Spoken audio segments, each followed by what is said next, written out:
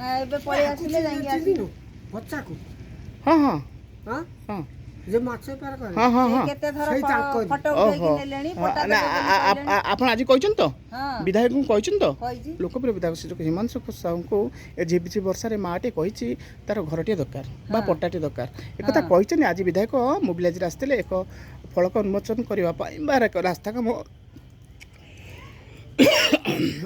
ଉନ୍ମୋଚନ କରିବା ପାଇଁ ଆସିଥିଲେ ଆଜି ଏ କାନପୁର ଗ୍ରାମକୁ, ଯାହାକୁ ଆପଣଙ୍କୁ ମୁଁ କ୍ୟାମେରା ଜରିଆରେ ଦେଖାଉଛି। ଏ ଗ୍ରାମର ଏକ ଘର ଯେ କି ପଟ୍ଟା ନାହିଁ। ଏ ସନ୍ଧ୍ୟା ସମୟ ବିଧାୟକ କଥା ଦେଇଛନ୍ତି, ନିଶ୍ଚିତ କଥା ରଖିବେ, କଥା ଦେଇ କଥା ରଖନ୍ତି। ସେ ଲୋକପ୍ରିୟ ବିଧାୟକ ଶ୍ରୀଯୁକ୍ତ ହିମାଂଶୁ ଶେଖର ସାହୁ ଲୋକପ୍ରିୟ ବିଧାୟକ ଧର୍ମଶାଳା ଯାଜପୁର କାନପୁରର ଆଜି ମୋବିଲାଇଜ ଆସିଥିଲେ। ଏ ମାଆଟି କହିଛି ତାର ଘରଟିଏ ଦରକାର। ଝିପଝିପି ବର୍ଷାରେ ମାଆଟି ବି ଯାଇଥିଲା ଯେ ରାଲିକି ମୁଁ ଦେଖିଛି। ଆଉ ସେ କଥା କହିଛନ୍ତି, ମୁଁ ଯାହାକୁ ଆପଣମାନଙ୍କ ପାଖରେ ପହଞ୍ଚାଇବି। ସେ ଲୋକପ୍ରିୟ ବିଧାୟକ ସୁନ୍ଦର କାର୍ଯ୍ୟ କରୁଛନ୍ତି। ବର୍ଷା ରଖିଛନ୍ତି ଏ ମାଆମାନେ, ବର୍ଷା ରଖିଛନ୍ତି ଏ ମାଆମାନେ, ଆଉ ଆଶୀର୍ବାଦ କରନ୍ତି ସେ ଲୋକପ୍ରିୟ ବିଧାୟକକୁ।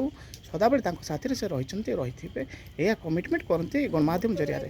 ଆପଣଙ୍କୁ କ୍ୟାମେରା ଜରିଆରେ ମୁଁ ଦେଖାଉଛି ସେ ଘରଟି ଏ କାନପୁର ଗ୍ରାମ।